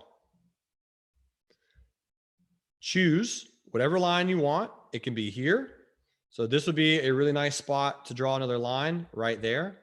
And again, that's based off of the fact that the stock stopped moving right here. So here's a trivia question for each and every one of you who are here in the audience. Did the stock go up, come down, and bounce off that price? Yes or no? All right, everyone's saying yes. The answer is yes, that is correct. Could you have thought that was possibly going to occur before it happened? And the answer to that is also yes. You could have created a plan that said, well, you know, Jeremy, if Google breaks above the price and comes back into the price and bounces off the price, I will get in bullish. Because there's a chance, looking at previous history, that it's done it a few times before. I'm actually drawing every single one of those times that it's done that in the past. Rob says old resistance becomes new support. That is correct. And we're going to be talking about that more in the next class. So I need you all to be here for me. Diego, we're going to talk about that in the next class. So Diego says, my daughter is asking, what does bullish mean? I want her to stick around for class 2, if that's okay, Diego. Again, I have to leave little teasers to make sure that you all come back. Mitzi says, Jeremy, I have a quick question. If the pointy arrows have 3 or more touching the lines, that's how you can tell it's a good price. That is correct. Yep. So if you get a lot of touches on a particular line, then it becomes much, much better. You're absolutely right. So let's go in and practice some now on this particular stock as well. So this is a company called Carvana. And ladies and gentlemen, this is a line chart. So a line chart shows the closing price only of a company. Now, who can tell me what time does the US stock market close Monday through Friday? The answer is 4 p.m. Eastern, aka 1600, aka 3 p.m. Central, aka 2 p.m. Mountain Time, aka 1 p.m. Pacific. So it closes at 4 p.m. Eastern. So every single day it closes, you're going to get a line, a point, a price of which that stock closes. And if you have a line chart, the line chart shows the closing price. There are 4 important prices on a time frame: the open, high, low, and close. Since a line chart only shows the close, you're only getting 25% of the story. I do use line charts just 0.01% of the time to get a general idea of what's happening. Make sense? So when I'm doing this, I'm going in and realistically looking at a line chart to see if I can get a general idea of what's happening. That's what I use line charts for. Is it going up? Is it going down? Let me get some ideas of what's happening. So this is a monthly chart. Now, again, I mentioned earlier a weekly chart. How many months do you think occur in a monthly chart on a yearly basis? Probably 12. So every year, you can see down here, you're going to get 12 closing prices every single month. Pretty easy math, right, ladies and gentlemen? That should be simplistic. Okay. Every year there are 12 months. Therefore, you're going to get 12 closing prices between a year's time frame if you're looking at a monthly chart. Does that make sense? So down here from January 2019 to January 2020, you have 12 closing prices that this plotted the drawing of. So this drawing on Carvana is the all-time high to the all-time low. Nick says, Jeremy, since the chart is not a live chart, how can we rely on it to trade? I'm confused. Nick, that's a very good question. That's like saying, how can you rely on a power light if it's not turned on? At some point, you got to turn it on. So the thing is, the chart becomes live when the market is open. So when the market is open, the chart starts moving, it starts fluctuating, it starts actually giving you updates. But when the market is closed, it will reopen and you're able to diagnose and determine certain pieces of information and intel based on that chart. So it's a great question. Now, here's another example. Again, I went from a monthly chart. Who can type into the chat pane and tell me what chart this is now on? I'll give you a hint. It says it in the top left-hand side, right? We went from monthly chart to what type of chart? Yes, we went to a weekly chart. You can see how it says in the top left-hand side of the screen. David says, are there 52 of those in a year? Generally, if you live here on planet Earth, that is correct. Yep. I know David very well, so he's just kind of picking on me. But yes, right? 52 weeks in a year. That's how many lines you're going to get drawn every single year. So these blue arrows, my friends who are here right now, either watching this recording or live, do you agree that those blue arrows are indicative and showing you a price of where the stock stopped moving? There's almost 300 people here now. I want you to all type in a yes. I know it sounds basic. It sounds really easy. It sounds really simple. But if you can figure out where a stock stops moving once, there's a chance it will stop moving there again. And if it stops moving there again, that gives you an opportunity to make some money. And that's what we want to do. We want to make some money. That's why we're here. I think that's why we're here. So there's those lines. So what I did is I drew those lines. Okay, so I have now how many lines on the screen? 4 lines on the screen.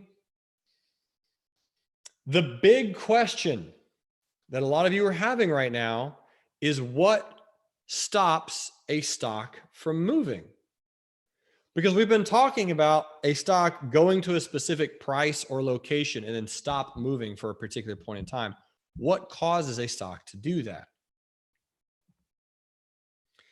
And it's called support and resistance, also known as supply and demand.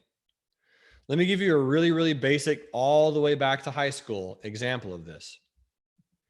If more people demand something, what happens to price, my friends? If more people demand something, what happens to price? The price will eventually go up. All right. So are you telling me that if there is a big supply at a particular price, how does a company with a large supply of something sell that large supply of those things? How does it happen? What do they have to do? If I have a large quantity of candy bars and I need to sell those candy bars, what do? I lower the price. And as I lower the price, I will begin to attract more buyers. And eventually, if I attract enough buyers, I can start increasing the price and the demand will slowly increase. How crazy is this that the stock bounced perfectly off of this price 3 separate times, came up to this line, interacted with it beautifully, and then came right back up to that price and stopped moving? This was a chart of NVIDIA. Type in a 1 if you've heard of NVIDIA before. Now, if you have no idea what NVIDIA is, Google it.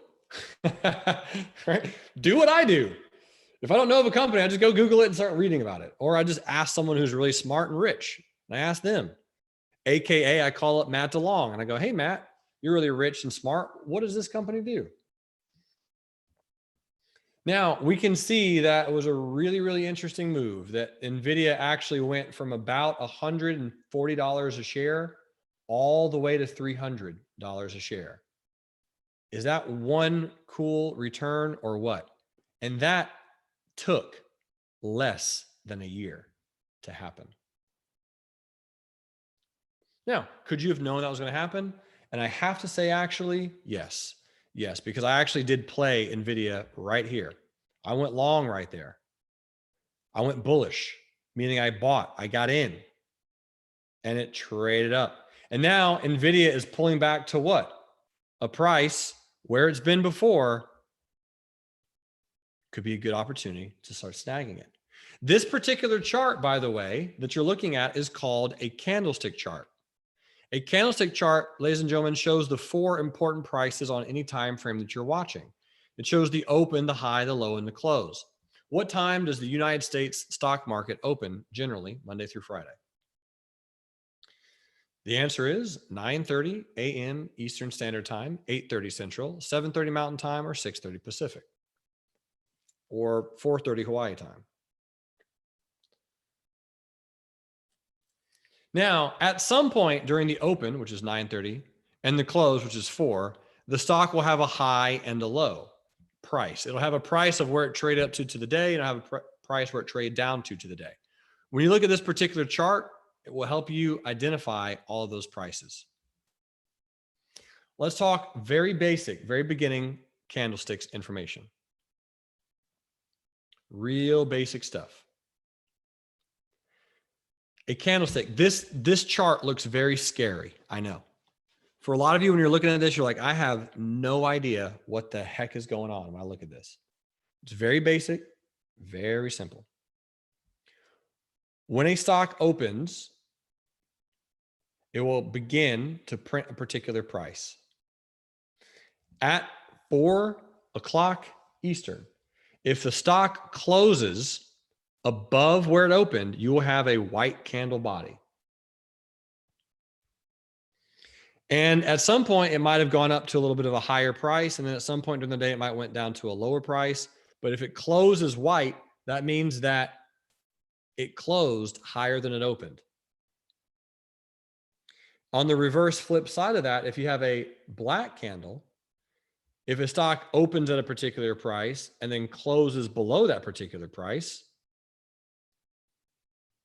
you have a down day. All right. So something to keep in mind, that is what a bearish down day candlestick looks like. So I call candlesticks the languages of the chart.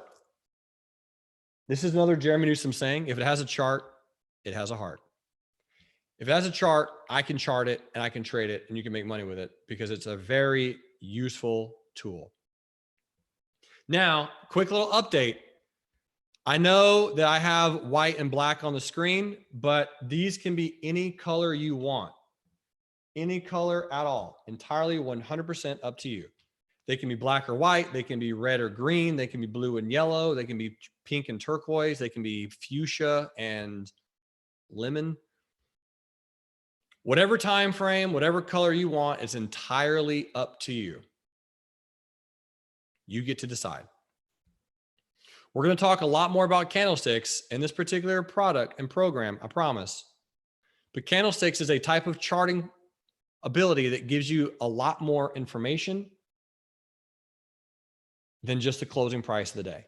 With proper interpretation of candlesticks, you have a massively better chance at timing your entries than just using a line chart by itself. So what we're going to do for the next few minutes is we're going to walk through a pretty basic strategy. I know we've been going for a while now for those who are here live. So I appreciate you all hanging with me. We're almost done. But what I want to do is I want to give you a pretty basic strategy that you can start using tomorrow and have an idea of what to look for. Type in a 1 if that would be helpful. Believe it or not, only 4 people have left this entire time. That is an outrageously good attendance rate. There's over 200 people here and only 4 people have left this whole time. So you guys are in this to win this. I love it. So here's a pretty basic strategy. There is a particular type of candle that's called a hammer. So there's a very specific individual candlestick called a hammer. What we're going to do is we're going to talk about how hammers form, what they are.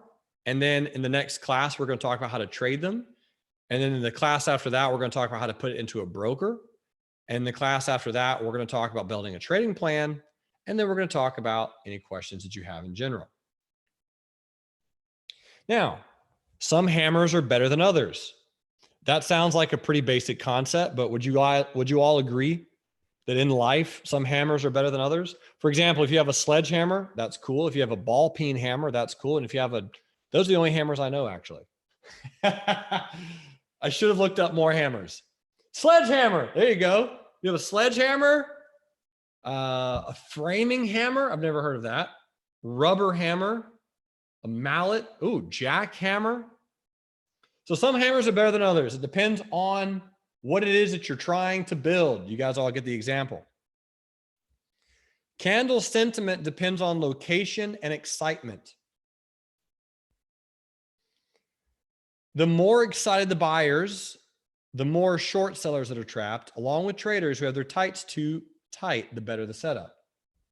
Right now, almost none of you have any idea what that means, and that's okay. If you have no idea what this means, make sure you stay with me because I need to explain it. All right, is that fair? If you have no idea what I mean by this, please continue to stick around. I can't teach you everything in the entire world about the stock market in 90 minutes, unfortunately. So you're going to have to just kind of stick around, keep waiting for me, and I'll show you exactly what I mean by this. So let's go talk about what a hammer looks like. You are going to want to print this out. Take a screenshot of this and print it out. Put it on your desk. If you can find these hammer candles, if you can find these particular type of candlesticks, you have a very good probability and possibility and potential to make money in the stock market. So a hammer often has a small upper wick. An upper wick is this little thing right here. See this little tiny upper shadow? That means at one point the stock went all the way up there and then just bloop, barely closed. So here's how literally a hammer candle forms. Let me kind of walk you through it. Initially, the market opens at 9:30 a.m. Eastern Standard Time. So when the market opens at 9:30 a.m., The stock immediately drops. Everyone goes, what's going on? And they start wigging out. People have no idea what's happening. They get scared, terrified, mystified, and upset. And then what happens? Excited buyers come in. Why would excited buyers ever come in ever? Because they think to themselves, wow, this is a really good buying opportunity. It's a discount. It's cheaper. The price is right. Let me buy it. Boom, boom, boom, boom, boom, boom, boom, boom. So they start buying and buying and buying and buying and buying. And then towards the very, very end of the day, you get a little bit of selling that comes in and the stock market closes. Do you have excited buyers? And the answer is yes, you have excited buyers. How do you know the buyers are excited? Because you can see that. Lower shadows, wicks, indicate buying pressure. Always. You can write that down. Buying pressure. It's excited buyers. When you see a candlestick like this, when you start studying for it, when you start looking for a candlestick like this, it gives you the ability to be able to spot excited buyers. Wouldn't you like to know when a company has excited buyers? I think so. I think that would be nifty. I think that'd be very handy. Now, imagine that you're back in kindergarten and the teacher is drawing this letter. All right? Or if you're learning a new language like Russian, that is also the same letter in Russian. And the teacher starts giving you words and you start looking for those letters. That's what I'm doing. Imagine this letter is an H or whatever letter you want, a B, a C, a T, whatever, it doesn't really matter. I'm giving you one individual letter, my friends. I'm giving you one letter of the alphabet. Candlesticks have about 19 different letters.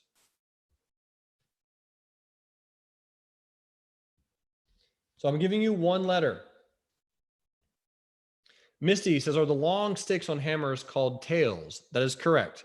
So the term wick, the term tail, and the term shadow are all synonymous. So shadow, wick, tail, that's what this is. This is the small body of the candle. Now, what does it mean by trapped? I'm going to walk you through a really, really interesting, very interesting segment of people's sentiment. This is how people feel. So ready for this? This is going to be a crazy question. You guys ready? True or false? People trade the stock market. Is that true or false? Yeah, it's true. Dumb question, Newsom. We know. All right. So people have feelings, true or false. Okay. We all know that's true. Therefore, is feeling trapped, is that a feeling? Is that something that people get? The answer is duh. Like if you're in a really tight box, David says, ask my ex. Exactly, right? People, you can feel trapped. So trapped is like scared, confused, annoyed, frustrated, like there's an emotion. Now, what trapped means is that people, remember, people trade the stock market. People relatively get shaken out of a position. That's what it means. People get shaken out of a position. Why would people get shaken out of a position? Because they're scared. Let's say a stock starts dropping too much past a certain point, and they just want to get out of that point. They go, oh man, I'm terrified. I don't want to lose all my money. So they just get out.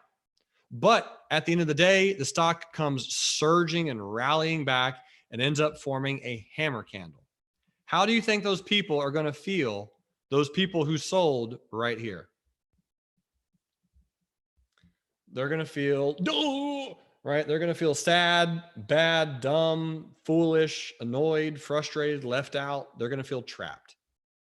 Now, is that a bad thing that it occurred? The answer is no. It's going to happen. And in fact, it happens every day. But you have the opportunity to recognize those opportunities in the market. When you're looking at candlesticks, you can see, oh man, there's a lot of people who got shaken out of this position. There's a lot of people who got trapped. There's a lot of people who got scared. There's a lot of people who got out too early. Type in a 4 if you've ever played poker. Have you ever played poker and folded the winning hand because someone bet too much money? Of course you have. At least I have.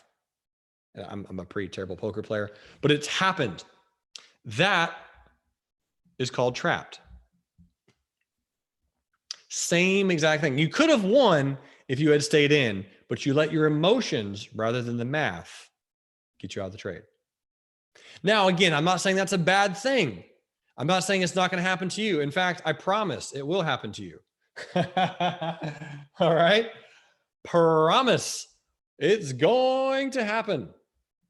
It happens to everybody. The good news is if it didn't happen to you, but you can look at the chart and see that it happened to someone else, you can take advantage of that opportunity. So here are some examples of hammer candles on some particular charts. This is Tesla. The really cool thing about the Trend Spider software, type in a 6 if you think it'd be very, very handy for the software to find the hammers for you, so you didn't have to look for it at all. Yeah, wouldn't that be awesome? Yes, it would. That's why I'm recommending that a lot of beginners use Trend Spider. Because if you use Trend Spider, then it can find hammers for you. Wow, how cool is that? Pretty nifty. So all the things that you see, the little blue squares, those are the hammers that were found by Trend Spider. So if we're zooming in just a little bit, check out this really, really nice, some of these hammer patterns that are shaping up on Tesla. And this is before Tesla went on its insane run from $200 to $900. And Trend Spider found a bunch of hammer candles that shaped up before Tesla went higher. Now, also check this out. We're going to talk a little bit about volume at some point, but this should be relatively self-explanatory. The green volume bars represent buying volume. Okay, so there's a lot of people buying down there. And the red volume bars represent people who are selling. So you have excited sellers and you have excited buyers. Red represents selling, green represents buying. Look how much volume came in on this hammer candle. Type in a 1, type in, is that a little or a lot? Write that in for me. Is that a little volume or is that a lot of volume? All right, most of you are saying it's a lot. I would agree. How do you know it's a lot? Well, just look to the left compared to all the other volume bars. It's a lot of volume. In fact, since that happened, Tesla has never been lower.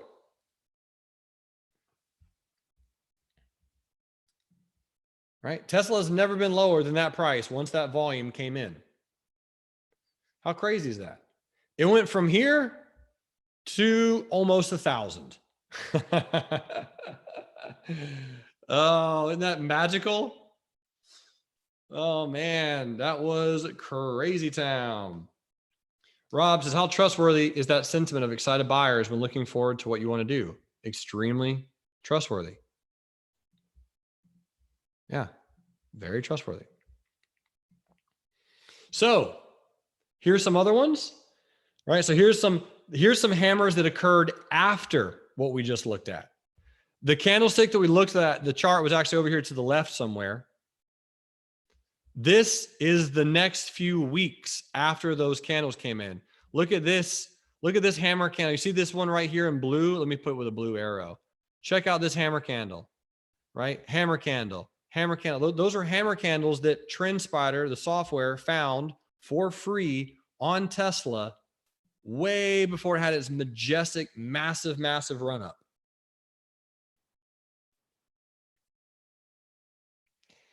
Jason says it's amazing what technology can do these days.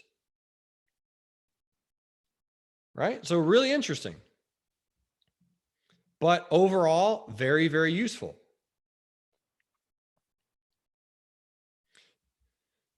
So as we're going through these examples, here's another example of one that did not work. That's why I have a sad face. So this particular candle right here, that's a very nice hammer candle solution that answers your question. This particular trade did not work. Womp, womp, womp. Now we're going to talk about what to do in the very next module about when a trade does not work. Why am I a sad panda in this example? Because I got trapped. It was me who was trapped. I was a sad panda, which leads me to my quote, everything works, just not all the time. That quote works all in life. All aspects of life, it works. Relationships, religion, spirituality, money, food, right? Everything works just not all the time. So the first trade did not work, right? The one that got spotted by the trend spider, that hammer candle did not work. But the ones in the future did. They did eventually play out. But again, I just want to let you know that this strategy, okay, there are times where it does not work. I don't want you to think that you're never going to lose money on a position.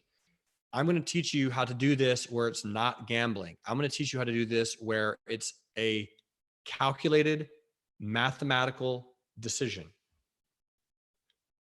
Type in a 6 if that's kind of exciting to hear that you can have a mathematical calculated decision before you get into a trade.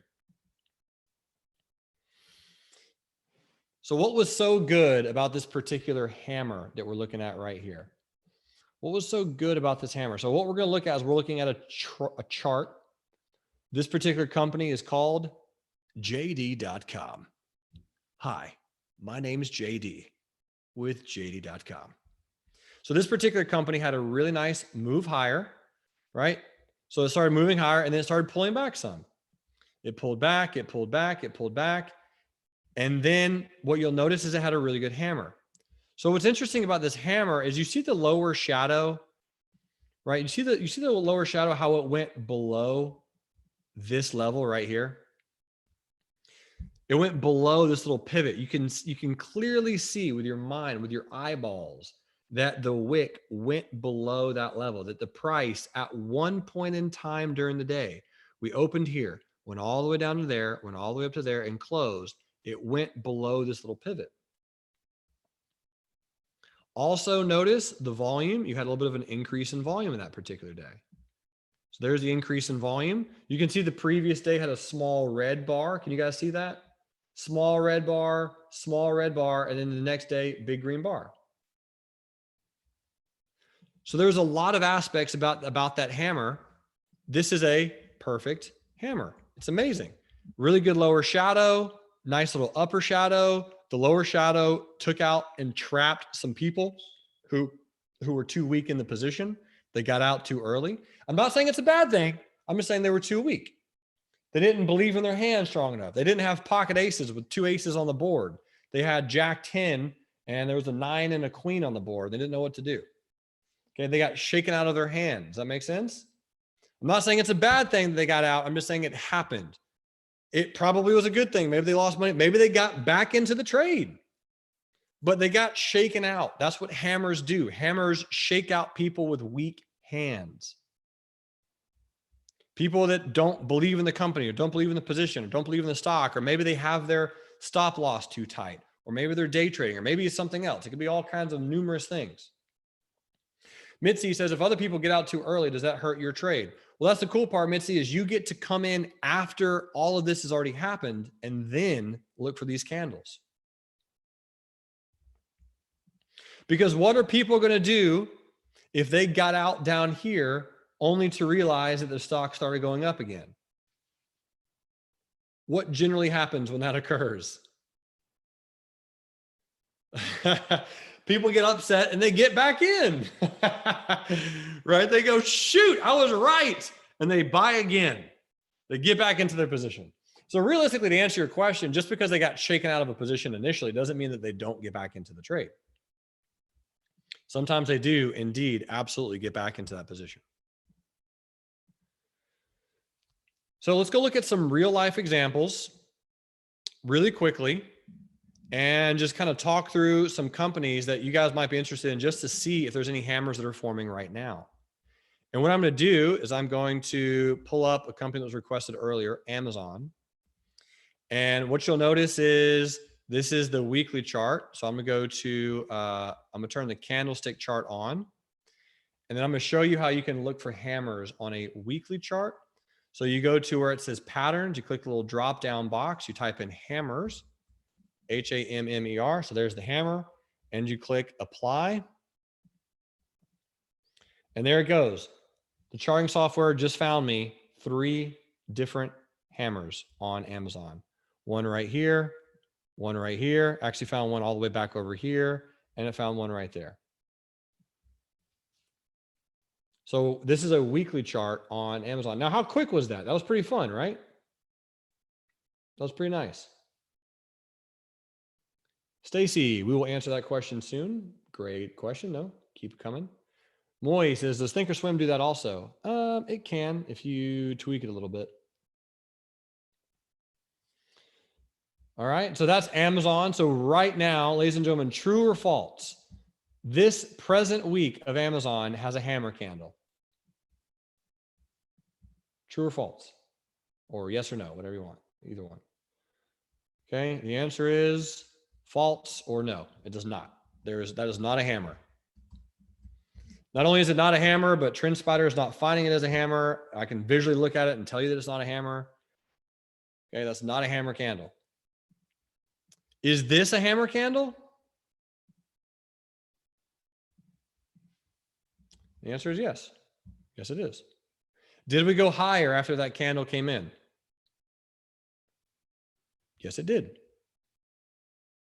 Now, why did TrendSpider not find that hammer? It doesn't find every single one of them. That's the answer to the question. It doesn't find every single one. Okay, it's an art, not a science. That's very correct. Absolutely. So someone was mentioning Apple. So let's go over to Apple really quick. Let's go over to Apple. This is the weekly chart on Apple right now. Ladies and gentlemen, is this a hammer? Yes or no? No, it is not. Okay. You'd be correct. Is this a hammer candle? And I would say, yeah, it's at least closer. It's closer than what we're currently looking at. It's not awful. So here's what we're talking about. If we're talking about the art, did the lower shadow go a little bit lower than some previous candles? So the answer is yes. Well, it went a little bit. We can visually see that with our eyes. It went a little bit lower. So if these are the pink line right here, it went a little bit lower than the previous lows. But look at that run that Apple took since that day. I mean, that is insane. All right, how about this one? Let's do one more example. You guys ready? I hope you're ready. This is a tough one. Is this a hammer candle? Yes or no? And the answer is most undoubtedly yes. That is definitely a hammer candle. Did Apple go up after that hammer candle?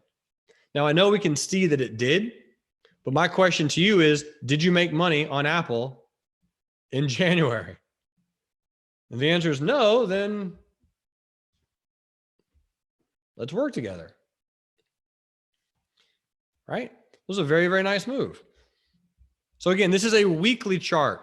If I go to a daily chart, I get more information. We're going to talk about this.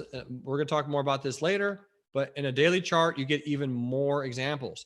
Check out this hammer. Look at that. Boom. Trading view. Look at that. Beautiful hammer.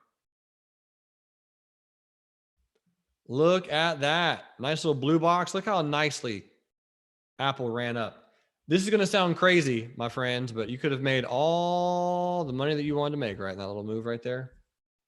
There is so much money you could have made on Apple just right there. Pretty crazy. Pretty cool. Really, really great stuff. So for everyone who is here live, are you okay to come back tomorrow? I mean, it is free. Was this useful? Was this beneficial?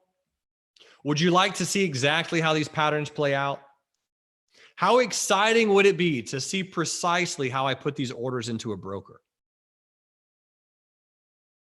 If you think this was useful, if you think this was beneficial, I want you to tell your friends, I want you to tell your family, I want you to tell your brothers and sisters. If you think that college teaches you this stuff, you are incorrect.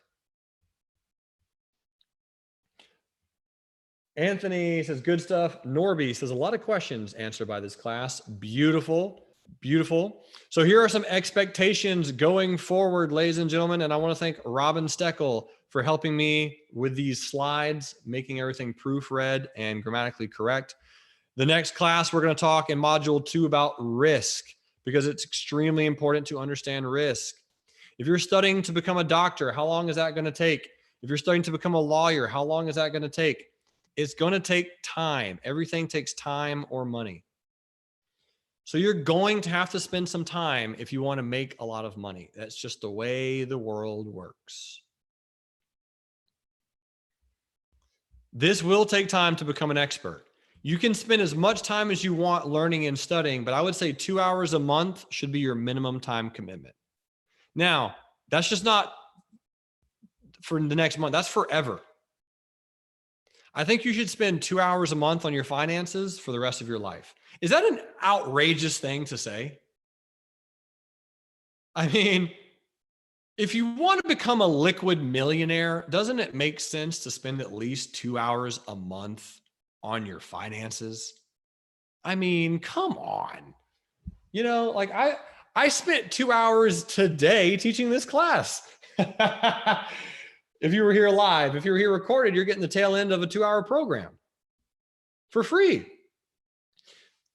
I've been in front of the computer for approximately 14 hours today already. You know, working really hard to deliver this for you all. So the reason I'm bringing that up is it takes time, my friends. It took me so much time to get this, but once I got it forever. And now I have it forever. Now I can use it forever. Share the link that you found this video on with your friends and family. Tell them, I want them to come in. I want them to be here. Join. There's not a sales pitch in this program. I know you thought there was. Type in a 2 if you thought there was a sales pitch tonight. I mean, be honest. All right. I want to see some 2s. There's not going to be a sales pitch in this program. I do have things you can buy, but I'm not going to pitch it to you right now. That'll be much later. Don't worry about it. I'm here to help you. All right. I want you to learn and understand things. So let's start with some questions.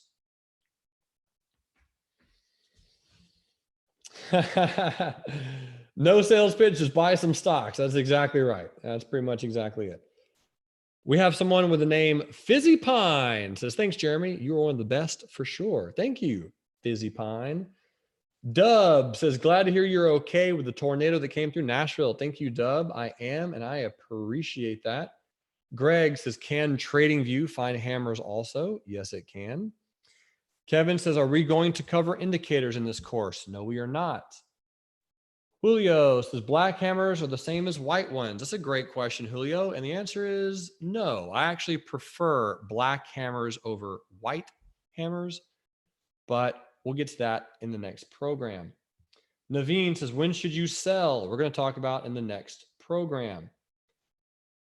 Have a trader says, do you help with real life trading? I do indeed. Yep. Christopher says, are there certain time frames where hammers are stronger than most? That is absolutely accurate, Christopher. The bigger the time frame, the stronger the hammer candle. So a monthly hammer candle is going to be much stronger than a 5-minute hammer candle. Diego says, great content and energy. Thank you for this. You're absolutely welcome. Marlene says, what are your thoughts on Forex trading? It's a great question, Marlene. I don't personally trade Forex. I will at some point in my life. Forex can certainly be traded, but the vast majority of people who trade Forex do it because they want to turn $300 into $400,000. It's generally extremely hard to do. to take those kind of returns adequately and actually and make money with it. There's a lot of scams in Forex. There's a lot of things that will lead you astray in Forex. Initially, I would say stick with stocks, because Forex, in my opinion, is very politically driven. It's a very political climate. It's very news friendly, and it's very, very fast.